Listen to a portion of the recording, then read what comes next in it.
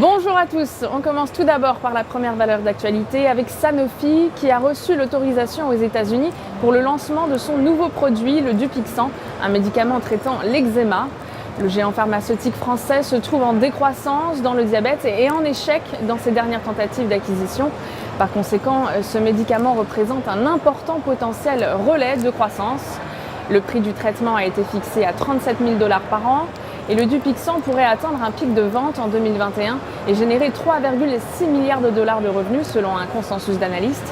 Les analystes de l'Opsa, quant à eux, sont haussiers sur la valeur et visent des cibles à 86,90 € et 90,10 €.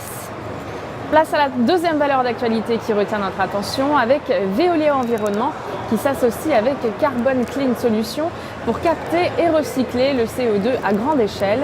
Le coût du traitement de carbone de la centrale, située à Tuticorin, s'élève à 30 $ par tonne de CO2, soit une réduction de 50% par rapport aux technologies existantes. La société britannique associe sa technologie révolutionnaire à l'engagement du groupe Veolia pour lutter contre le changement climatique. Cet accord offre donc aux deux partenaires l'opportunité de réduire l'impact effet de serre des activités industrielles. Les analystes de l'Opsa sont haussiers sur la valeur et visent des cibles à 17,40 € et 18,10 €. On enchaîne avec la stratégie à adopter à présent avec ST Microelectronics.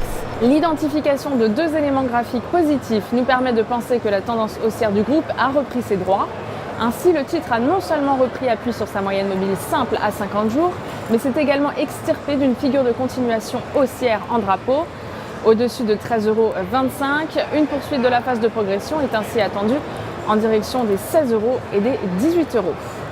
Pour appliquer cette stratégie, nous vous conseillons l'achat du Varancol G140T émis par Unicredit, de prix d'exercice à 15 € et de date de maturité située au 13 septembre 2017.